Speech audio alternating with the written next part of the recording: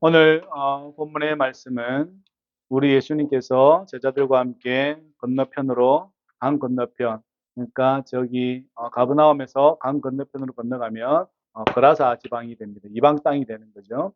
그쪽으로 건너갈 때에 어, 그 갈릴리 호수가 어, 풍랑이 일게 된 거죠. 풍랑이 일게 되었어요. 그래서 제자들이 무서워하고 주님을 깨울 때에 주님께서 그 풍랑을 잠잠하게 하시는 사건이죠. 그리고 그 바람과 풍랑을 꾸짖을 때에 잠잠해지고 제자들은 어, 그 예수님을 향해서 도대체 이분은 누구신가? 그리고 예수님은 그들의 제자들에 대해서 너희는 어찌하여 믿음이 없냐? 이렇게 이제 하는 장면이죠. 그죠? 항상 언어라는 성경의 언어라는 것은 음, 내 몸에 내 몸에서 발현되기까지 내 몸에서 발현되기까지 시간이 많이 걸립니다. 어, 마가복음 4장을 보면 마가복음 4장을 보면 씨 뿌리는 자의 비유가 나와요. 예수님께서 비유를 하나님의 나라의 비유를 설명해 주시는데 씨 뿌리는 자의 비유, 그 다음에 등경의 비유. 그러니까 등경을 가지고 등불 위에다가 등경 위에 두지 등불을 등경 아래 이렇게 이 아래 두지 않는다는 거예요. 왜냐면 불을 켜가지고 위에 둬야 밝아지는데 밑에 둬버리면 의미가 없지 않냐 그런 이야기입니다. 그리고 자라나는 그걸 뿌렸는데 자라나는 이야기. 그죠? 누가 뿌렸는지는 모르겠지만 그 사람은 모르되 하나님이 자라게 하시는 것과 겨자씨의 비유가 이 사장에 쭉 나열되어 있어요. 그리고 그 겨자씨의 비유를 마치시고 우리 주님께서 불렀어요. 제자들은. 그 비유에 대한 설명을 쭉 하셨단 말이에요. 그리고 출발한 것이 바로 오늘 이 풍랑을 잠잠케 하시는 사건이 예수님께서 아무 언급 없이 아무 사건도 없이 그냥 제자들에게 나를 믿으라 나를 따라와라 하지 않고 하나님의 나라에 대해서 기본적으로 설명을 하셨어요. 말씀을 전했어요. 그 말씀을 전하셨는데 제자들이 옳다 그래서 예수님 따라간 거 아니에요. 지금 그 내용이거든요. 예수님께서 설명을 하시고 하나님의 나라를 선포하시고 전도하시고 그리고 하나님의 나라의 비유를 전하시고 그리고 가자 건너편으로 가자 그 가자라는 곳이 어디냐면 이방 땅으로 가자는 이야기입니다. 여러분 그 갈릴리 호수 가보시면 갈릴리 호수가 이렇게 생겼습니다. 길게 생겼습니다. 수박처럼 길게 생겼어요. 이렇게. 응? 그래서 요렇게가 한 20km 되고 이렇게 한 12km 정도 돼요. 아주 큰 호수예요. 그러니까 이스라엘 사람들은 히브리어적으로 호수와 바다를 같이 쓰기 때문에 그래서 성경은 갈릴리 바다라고 이야기도 하고 또 호수라고 이야기도 하지만 정확하게는 호수가 맞아요. 그게 어디서 오냐면 오늘 읽었던 헐몬에서 헤르몬산에서 물줄기가 쭉 나와서 그 땅을 타고 어디 오냐면 갈릴리 호수까지 딱 머무는 거예요. 그리고 쭉 내려가면 사해 바다까지 흘러내려가는 거예요. 음. 그 요단이 되어서 요단강이 되어서 사해 바다까지 가는 게 뭐냐면 바로 이 갈릴리 호수가의 특징입니다. 그러니까 너무 크니까 사람들이 바다로 부르기도 하고 호수라 부르기도 하고 그래요. 그런데 그 길을 건너가자 했을 때 가버나움에서 배를 타고 저쪽으로 건너가 요단 동편 쪽으로 가게 되면 이방 땅이 나와요. 그게 거라사 지방이에요. 거라사 생각하면 귀신 들린다 생각나시죠, 그죠? 예, 그런 거예요. 가자 그런 거예요. 갔어요. 문제는 이제 어떤 일이 벌어집니다. 제자들과 예수님과 일이 벌어지기 시작해요. 어떤 일이 벌어지냐면 예수님과 제자들이 그 바다를 건너갈 때에 그냥 곱게 갔으면 상관이 없는데 곱게 가지 않더라는 이야기죠. 배가 곱게 안 가요. 근데 예수님만 간 게 아니에요. 예수님을 따르는 무리들, 제자들 배뿐만 아니라 다른 배들도 따라왔다고 성경은 말하잖아요. 그러니까 예수님을 지지하고 예수님을 구주로 믿는 사람들이 메시아다, 저 사람은 선지자다. 그래서 더 듣고 싶어서 같이 따라갔다는 거예요. 그런데 큰 광풍이 일어났습니다. 그 이유는 설명하지 않고 광풍은 일어났습니다. 그러니까 곱게 가는 백길이 아니었던 거예요. 곱게 가는 백길이 아니었어요. 그러니까 큰 광풍이 확 일어났어요. 그러니까 배에 부딪혀서 들어와 물이 배에 가득하게 된 거죠. 근데 우리 예수님께서 어떻게 하고 계시냐면 배 고문에서 주무시고 계셨다라고 이렇게 이야기해요. 풍랑이 일어나는데 예수님은 그 배 고물에서 배에 이렇게 베개처럼 이렇게 주무시고 계시고 베개를 베고 주무시고 제자들은 난리가 났습니다. 이거는 누가복음에도 나오고 마태복음에도 나와요. 이제 살려달라고 이제 아우성이 되어버린 거죠. 제자들은 기본적으로 바닷가 생활을, 이 호수 생활을 했기 때문에 물고기를 잡아서 생업을 하는 사람들이었기 때문에 바다에 대한 잘 알아도 수영을 잘 못했나 봐요. 그죠? 어떤 요인든 간에 상관없이 곱게 가는 시간, 백길이 아니었다라는 거예요. 우리 인생하고 비슷하죠. 그죠? 우리 인생하고 비슷합니다. 우리 인생이 곱게 지나가지는 않더라. 그러니까 배가 파선 직전에 위기에 처했어요. 그래서 이제 아우성이 돼버린 거죠. 이 어떤 상황하고 제일 비슷해요? 구약 성경에 어떤 상황과 제일 비슷합니까? 배가 파손되어지고 막 이렇게 배가 이제 광풍에 이렇게 폭풍 후에 막 침몰하려고 하는 모든 상황 가운데 어떤 상황과 제일 비슷합니까? 바울 구약이요, 구약. 뭐가 제일 딱 떠올라요? 요나가 떠오르죠, 그죠? 요나 선지자가 어디죠? 니느웨로 가야 되는데 뭘 타고 가요? 다시스로 가는 배를 타고 가죠, 그죠? 요나는 하나님 말씀에 순종하지 않고 다시스로 가다가 그 큰 풍랑을 만나게 됐죠. 그래서 사람들이 난리가 났습니다. 배에 짐을 다 던지고 다 난리가 났어요. 살아야 되니까 각자 신에게 빌어라. 각자 자기 신에게 빌어라. 니는 너의 신에 빌어라. 그러니까 부처, 알라 할 것 없이 다 빌어라는 거예요. 근데 선장이 보니까 요나는 미동도 하지 않아요. 너 왜 그러냐? 빨리 너희 신에게 해라. 그러니까 요나가 뭐라 그러냐면 이 풍랑은 나 때문에 일어났다. 이렇게 이야기해요. 천지를 만드신 주관하시는 그 분께서 내가 불순종해서 이 풍랑이 일어났지. 너희들 그 내용 안에는 너희들이 신은 가짜니까 의미 없고 내 하나님께 내가 기도해야 된다. 내 때문에 났다. 그러니까 나를 바다에 던져라. 이렇게 이야기해요. 나를 바다에 던지라는 거예요. 그러니까 이 사람들 어떻게 반응하냐면 착한 사람들이에요. 어찌 산 사람을 바다에 던지냐. 우리가 이 죄를 어떻게 감당하려고 우리가 산 사람을 바다에 던지냐. 착한 사람들이에요. 맞죠? 우리나라 심청이는 그냥 던져버리죠. 공양미 300색을 사기쳐가지고 던져버리죠. 그런데 어떻게 버리냐? 이 당신을 어떻게 버리냐? 그러지 말고 버려라. 던져라. 던집니다. 던졌을 때 고요해지죠. 그래서 요나는 큰 물고기가 다시 먹어서 니느웨 쪽으로 가게 되는 장면입니다. 이 장면이 생각나죠. 그죠? 배가 지금 파선하기 위해 직전에 있어요. 지금. 배가 이제 무너지기 직전이라고. 근데 제자들이 난리가 났습니다. 요나 앞에 탄 비행기, 그 배처럼. 난리가 났어요. 그런데 차이점은 하나 있어요. 어떤 차이점이에요? 요나는 불순종해서 문제가 벌어졌고요. 예수님은 불순종해서 문제가 벌어진 게 아니라 예수님은 순종했기 때문에 이 일을 벌어져서 나중에는 바다를 꾸짖어요. 예수님이 물에 던져지는 게 아니라 예수님은 바다를 꾸짖어요. 차이점 거기 있어요. 예수님은 순종했기 때문에 바다를 꾸질 수 있는 하나님의 아들로서의 꾸짖는 장면이고 요나는 자기가 불순종했기 때문에 그 일이 벌어지는 사실을 알게 되는 거예요. 제자들은 알고 있었을 거예요. 근데 사람이 위급한 상황에 닥치면 어려운 상황에 닥치면 성경이고 말씀이고 뭐가 생각이 아무것도 안 나요. 진짜 그래요. 그러니까 여러분 우리가 위급한 상황일 때 말씀이 생각나면 여러분 신앙생활 잘하는 거예요. 내가 어려운 상황에 내가 하나님의 말씀이 기억난다. 내가 하나님의 말씀이 떠오른다. 내 마음에 기도가 일어난다. 내 마음에 찬양이 일어난다. 그러면 잘 살고 있는 거예요. 근데 어떻게 해요? 제자들은 혼비백산인 거죠. 정신이 하나도 없어요. 자기가 따르는, 자기가 선지라고 고백하는, 또한 살아계신 주요 하나님의 아들이라는 것을 고백하는 그 예수님이 그 배에 타고 있었음에도 불구하고 이들은 어떻게 해요?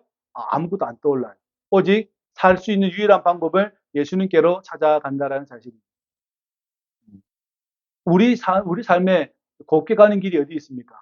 곱게 가는 길이 거의 없습니다. 그죠? 특별히 이 사회는 경쟁이라는 사회에 있기 때문에 경쟁이라는 사회가 있기 때문에 곱게 갈 수가 없어요. 나만 돈 벌려고 하는 게 아니라 저 사람도 돈 벌려고 하고 나만 저기 좋은 공무원직에 올라가려고 하는 게 아니라 많은 사람들이 승진하려고 여러 가지 애를 많이 쓴다라는 거예요. 그러니까 경쟁 사회이기 때문에 곱게 갈 수 있는 게 하나도 없어요. TV 프로그램에 오디션 프로그램 봐도 그렇습니다. 곱게 가는 게 하나도 없어요. 그럴 수가 없어요. 우리 인생과 비슷하죠, 그죠? 그 비슷한 상황에서 우리는 누가 떠올라야 합니까? 예수님이 떠올라야 하고 여러분 마음 안에 말씀이 떠올라야 합니다. 아, 그랬지. 옛적에 이 파손될 때에 요나가 요나 선지자의 우리가 말씀을 읽었지. 이것도 그 상황인가?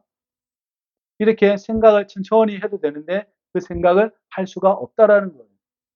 죽게 된 것을 돌보지 않습니까? 라고 어떻게 해요? 자고 있는 사람을 깨워가지고 어떻게 해요? 자고 있는 예수님을 깨워가지고 살려달라고 난리를 피우는 거예요. 같이 죽을까봐, 그죠? 죽을까봐 그러는 거예요. 하나님이 자기 아들을 보내서 물에 빠져 죽게 하겠어요? 그게 아니죠, 그죠? 여전히 우리는 믿음이 항상 왔다 갔다 하는 상황이죠. 그래서 물이 덮이게 되었어요. 근데 예수님은 평안하게 잠을 주무시고 계십니다. 그리고 제자들은 혼비백산하는 모습을 보입니다. 이는 내 사랑하는 아들이요, 내 기뻐하는 자라는 예수님의 이 자기가 가지고 있는 이 자기 정체성이 얼마나 확고한지를 보여주는 장면이죠. 그래서 예수님은 어떤 상황이든 평안하십니다. 그죠? 심지어 십자가에서도 그들의 죄를 용서하십니다. 자기를 때리고 자기를 십자가에서 못 박는 그들을 향하여서도 아버지 저들을 용서해 주십시오라고 예수님은 말씀하십니다. 평안하신 거죠. 죽음이 가까이 와도 평안하신 거죠. 우리가 불안하면 좀 생각을 많이 해봐야 돼요. 내 자신이 불안하면 생각을 많이 해봐야 돼요. 그죠? 많이 해봐야 돼요. 저와 여러분들이 좀 더 주여 안에서 평안함을 누릴 수 있기를 주의 이름으로 부탁을 드립니다. 예수님이 왜 우리를 안 돌봅니까? 당신 이것이 거리낌이 없어요? 이렇게 물어보는 거예요. 이 막 배가 흔들리고 이 난리를 치는 이 과정이 당신에게는 아무 거리낌이 없습니까? 이렇게 이야기하는 거예요. 예수님은 뭐예요? 거리낌이 없다라고 이야기하는 거예요. 차이가 확실히 나죠. 그래서 주님께서 아직도 너희가 믿음이 없느냐라고 말씀합니다. 다시 말하면 비유의 4가지 비유를 설명해주고 자세하게 알려주고 따로 불러서 알려주고 그래서 하나님 나라가 이런 것이다. 나를 따라오는 것이 이런 것이다. 그래서 나를 믿는 것이 이런 것이다. 라는 것을 주님께서 말씀해 주셨는데도 불구하고 그것이 이들에게는 말씀이 육체화되지 않은 거죠.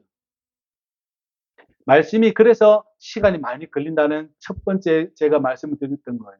하나님의 말씀이 내 속에 들어와서 나와 함께 행동하려면 시간들이 많이 걸립니다. 그러니까 그 시간을 단축하는 건 성령 하나님께서 은혜를 주시는 것밖에 없어요. 저와 여러분들이 하나님의 말씀을 내 마음에 내 마음에서 움직일 수 있도록 우리가 행동할 때에는 시간이 많이 걸리고 그리고 그것이 나에게 되면 그것이 나의 인격이 되는 거예요. 그죠? 그래서 안티오니스라는 수도자의 제일 처음 수도의 어떤 삶을 개척하신 분이 성경의 말씀 한 구절에 의해서 움직입니다. 모든 것을 다 팔아서 가난한 사람이 주고 나를 따라와라. 그 자기 아버지 선친으로부터 받은 엄청난 재산을 이집트 사람이었거든요. 엄청난 재산을 다 가난한 사람이 주고 어디 사막 저 한가운데 들어가 버립니다. 자기 여동생은 어디 맡깁니다. 그래서 삶을 살아가요. 한마디로 움직이는 거죠. 성경 그 한마디가 그 사람의 온 인생을 주관하게 되는 거죠.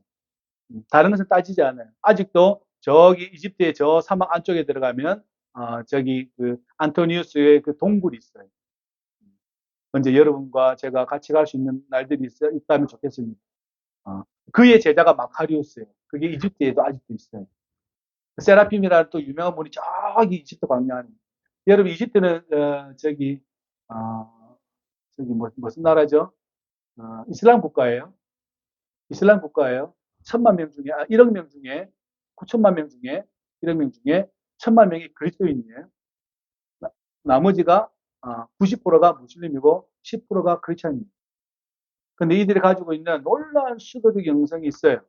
근데 한국 교회가 잘 몰라서 그렇지. 그래서 저 사막 안에 있어요. 수많은 사람들이 그래서 이집트가 가지고 있는 사막의 어떤 큰 영성의 뿌리가 있어요. 한국 교회가 그것을 좀 잘 이해했으면 좋겠는데 저도 마찬가지. 그래서 그 한마디가 그 사람을 움직였던 거예요. 다 팔아서 가난한 사람이 주고 나를 따라와라. 그러니까 어떻게 해요? 그 사람이 다 팔아주고 자기는 광야로 들어가서 사막으로 들어가서 온전히 하나님께만 의지하고 살았다라는 것입니다. 뭐 대단한 일이냐라고 이야기하지만 대단한 일입니다. 정말 대단한 일입니다. 하나님의 말씀이 예수님의 이 비유가 내 안에 들어와서 내가 그렇지라고 끄덕이는 게 아니라 그것이 나에게 어떻게 삶으로 체화될 것인가를 계속 생각해 보아야 된다라는 거죠. 근데 지금 당장 죽게 되니까 뭐가 생각나요? 살려달라고만 이야기한다는 거예요. 내가 죽게 되었으니까 살려달라는 거예요. 저와 여러분들 가지고 있는 이 부활의 신앙이 그저 내 육신에 살려달라는 것에만 초점이 맞춰져 있습니까? 이것은 우리가 생각을 해봐야 되는 부분인 거죠. 맞잖아요. 생각을 해봐야 돼요. 예수님이 이렇게 많은 비유를 알려주고 그렇게 자세하게 따로 떼어서 이 비유를 설명해 줄 만큼 가장 깊은 관계에 있음에도 불구하고 상황이 벌어지니까 살려달라는 거예요. 우리도 똑같이 했겠죠. 그죠? 저와 여러분들도 이분들을 벗어날 수 없어요. 이분들보다 더 했으면 더 했지 덜 하지는 않을 거예요. 그래서 이분들 대단한 분들입니다. 살려달라고 했습니다. 아니, 저 같으면 예수님 멱살을 잡았을 거예요. 그럴 수도 있는 상황입니다. 제 수준은 그 정도니까. 자, 우리가 저와 여러분들이 이 문장을 알고 있기 때문에 할 수 있는 말과 이 문장 위에 나에게 하나님과 특별한 상황이 벌어졌을 때 내가 어떠한 태도와 생각을 가지고 있느냐는 아주 중요한 이야기입니다. 그러니까 이 내용 자체를 이해하는 게 아니라 저와 여러분들이 예수님과 하나님과 동행하며 살 때에 이러한 상황이 벌어지면 내가 어떻게 할 건가의 문제예요. 내용 다 알고 있잖아요. 나 같으면 안 그럴 텐데. 그런 내용이 아니라 나에게도 이러한 일이 벌어지면 나는 어떻게 할 것인가 생각해 봐야 되는 거죠. 나는 정말 그 믿음이 있는가. 그러니까 제자들이 무서워하는 그 무서움에 대해서 주님께서 고요해라, 잠잠해라 이렇게 말씀할 때에 잠잠해집니다. 너희는 아직도 믿음이 없냐. 내가 그렇게 알려주고 그렇게 해줬는데 아직도 믿음이 없냐라고 말씀하실 때에 제자들이 도대체 저분은 누구시길래 당신은 누구시길래 이 바다가 그 바람에 순종하는가 하면서 진짜 두려움이 생겼습니다. 그게 41절입니다. 그들이 심히 두려워하여 서로 말하되 그가 누구에게 바람과 바다도 순종하는가. 이제는 바다가 무서운 게 아니라 누가 무서워요? 예수님이 무서워요. 경외심이 비로소 생기기 시작합니다. 경외심. 이 두려움은 존경과 함께 두려움이 동시에 공존하는 거예요. 다시 말하면 예수님은 하나님의 자신으로서 그 바람과 바다를 순종케 하는 그 보고 도대체 이러한 인간은 어떠한 인간인가 라고 자기들이 본 거죠. 왜냐하면 자기에게는 기껏 해봐야 모세거든요. 기껏 해봐야 모세예요. 모세가 낮은 분이 아니잖아요. 그분이 낮은 분이 아니에요. 자기 전통 안에서는 모세가 가장 표준이에요. 그죠? 하나님과 독대하고 삶을 살았던 표준인데 지금 전혀 다른 사람이 내려온 거예요. 모세도 아니고 엘리야도 아니야. 자기가 들었던 이사야도 아니고 선지자들도 아니야. 전혀 다른 사람이 온 거예요. 전혀 다른 사람을 만난 거예요. 그러니까 이 사람이 누구이기에 이렇게 이야기하는 거예요. 그래서 두려움이 어디서 생겨요? 거기서 생겨요. 다시 말해 모세보다 엘리야보다 더 나은 인간을 보게 된 거죠. 예수님을 통해서. 그러니까 우리는 믿음을 가진다라는 것은 우리가 그 예수님의 그 모습처럼 우리도 그 모습으로 되어져 가야 된다라는 것이죠. 저와 여러분 그 은혜가 있기를 주의 이름으로 부탁을 드립니다. 그것이 여러분 안에서 자라나고 그것이 여러분 안에서 성장되어져서 저 자식처럼 자라나고 그것이 여러분들에게 뿌려져서 그것이 여러분의 100배, 60배, 30배의 열매가 여러분들에게 펼쳐져야 하고 그것이 자라나서 어떻게 자라는지 이유는 모르겠어요. 자라는 이유는 모르겠는데 많은 사람이 와서 깃들일 수 있도록 그것이 바로 하나님의 나라라는 것을 주님께서는 우리에게 말씀하고 있다라는 것입니다. 그래서 저와 여러분들이 상황에 흔들리지 않고 상황을 쥐며 살아가는 인생이 되시겠죠. 그죠? 예수를 믿는다라는 것은 내가 상황에 흔들리지 않고 상황을 쥐락펴락하는 사람이 되어져야 된다라는 것입니다. 저와 여러분 그렇게 되시기를 주의 이름으로 부탁을 드립니다. 인간은 하나님의 언어를 잘 알아들을 수 없습니다. 왜 그러냐면 알아들을 수 없게 돼 있어요. 사람이 그렇게 만들어져 있어요. 그런데 예수님을 통하면 하나님의 마음이 느껴져요. 참 신기하죠, 그죠? 참 신기한 게 그거예요. 내가 예수님을 모를 때는 하나님의 마음이 안 느껴져요. 근데 내가 예수님을 믿으면 하나님의 마음이 느껴져요. 그것을 저와 여러분들이 끊임없이 확장시켜가는 과정이에요. 인간은 그 하나님의 마음을 끊임없이 확장시켜 나가는 과정이에요. 그걸 성숙이라고 그래요. 성숙. 죄가 무엇인지, 하나님을 어떻게 배워야 하는지, 하나님을 배워야 합니다. 하나님을 안다라는 것은 하나님을 배워가는 과정인 것이지. 배워야 합니다. 인생이 무엇인지도 배워야 되잖아요. 그죠? 그런 것처럼 저와 여러분들이 배워야 합니다. 배워야 돼요. 그래야 우리가 끊임없이 그 확장의 연속선상에 있게 되는 것이지. 저와 여러분들이 하나님 잘 압니까? 아닙니다. 하나님 잘 모릅니다. 그러니까 그 하나님 모른다는 그 의미가 우리에게 얼마나 중요한지 모릅니다. 그 하나님을 내가 모르기 때문에 그것이 나를 두렵게 해주는 겁니다. 내 삶을 어떻게 해요? 축소시킬 수 있는 유일한 방법은 내가 하나님을 잘 모른다. 그래서 나는 모르기 때문에 가지고 있는 두려움이 있죠. 하나님이 계신다는 것은 내가 알고 있겠는데 그 하나님을 내가 잘 모른다. 그래서 나는 여전히 그분을 두려워하고 존경하고 있다. 경외하고 있다는 것을 우리가 알고 있죠. 그 신비가 나의 인생을 주정하고 있다는 것을 알 수 있게 되는 것이죠. 눈을 감고 길 걸어가면 아마 무섭습니다. 지금 눈 뜨고서 길을 길 가는 게 별로 안 무서워 보이죠. 눈 감고 길을 한번 걸어가 보십시오. 세상 무섭습니다. 어떤 함정이 있는지, 어떤 돌뿌리가 있는지, 어떤 뭐 나뭇가지가 있는지, 어느 놈이 나와서 나를 칠지, 어느 차가 와 칠지 아무도 몰라요. 두렵죠, 그죠? 왜? 모르니까 두려움. 모르니까. 내가 알지 못하니까 두려움이 있는 것이지. 그런 것처럼 저와 여러분들에게도 알지 못하는 그 하나님의 신비가 저와 여러분들을 압도하시기를 주의 이름으로 부탁을 드립니다. 그러니까 우리가 그 길을 갈 수 있는 그 길을 열어주신 분이 누구냐면 예수님이다라고 이야기하고 그 길을 밝혀주신 분이 성령님이다라고 우리는 이야기하죠. 그죠? 그렇게 되시기를 주의 이름으로 부탁을 드립니다. 그래서 내가 단지 알고 있다고 착각하고 사는 것은 불행이에요. 내가 예수님을 알고 있다고 믿고 있다고 착각하는 것은 불행이에요. 그런데 예수님 저를 좀 도와주십시오라고 겸손한 마음을 가지면 그 마음으로부터 하나님께서 하나님의 마음을 저와 여러분들에게 전달해 주는 것이죠. 그렇게 되시기를 주의 이름으로 축복합니다. 여러분은 여러분 자체로서 하나님의 거룩한 성전이잖아요. 성경에 말씀하기를 그래요. 성경은 말씀하기를 여러분은 여러분 스스로가 하나님의 성전, 성령의 전인 줄을 모르십니까? 라고 이렇게 말씀하고 있다라는 거죠. 그렇다면 여러분이 바로 하나님의 나라라는 뜻이에요. 맞잖아요.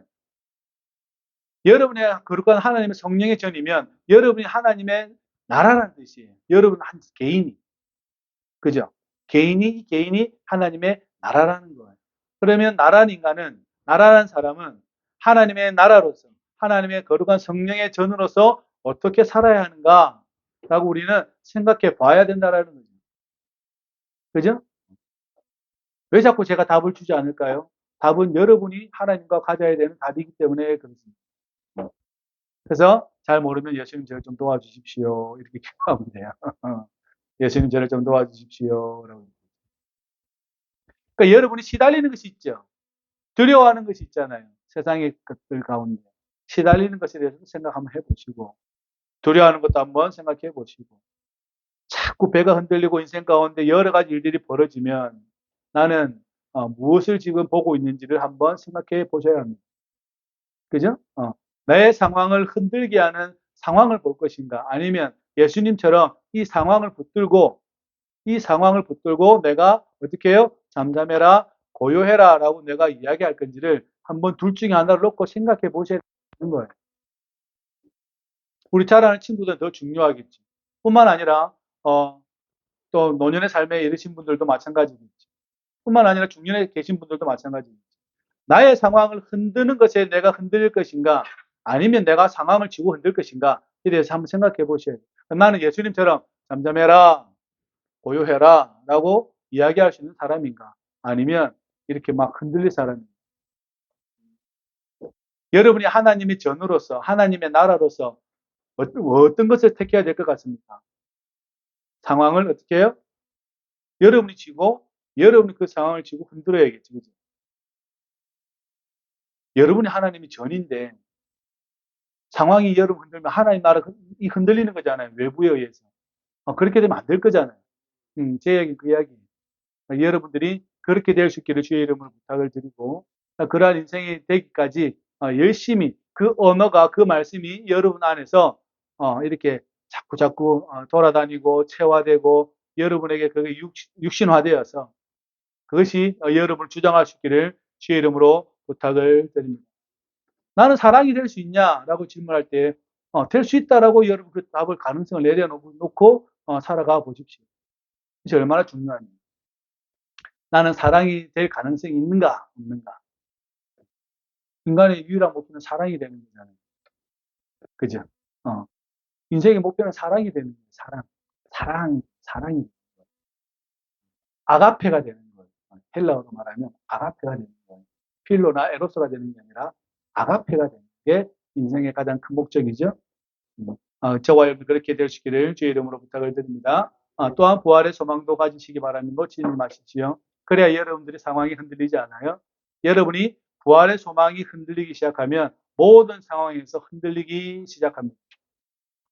부활의 소망이 흔들리지 않도록 굳건히 여러분 중심에 놓아두시고 그것을 가지고 여러분들이 상황을 붙잡고 살아갈 수 있는 방편을 마련할 수 있기를 주의 이름으로 부탁을 드립니다. 여러분은 하나님의 나라예요. 여러분이 하나님의 나라예요. 그죠? 그들이 모여서 예배 드리는 거고, 이들이 모여서 함께 뭔가를 시도해 보는 거지. 그 외에 다른 것은 없습니다. 그래서 우리 예수님께서 말씀하시기를 사람이 목숨을 잃으면, 그죠? 뭐가 제일 큰 문제입니까? 목숨을 잃는 게 제일 큰 문제가 아닙니다. 영원한 생명이 무엇인지를 한번 우리가 생각해 보시기를 주의 이름으로 축복합니다. 기도합시다.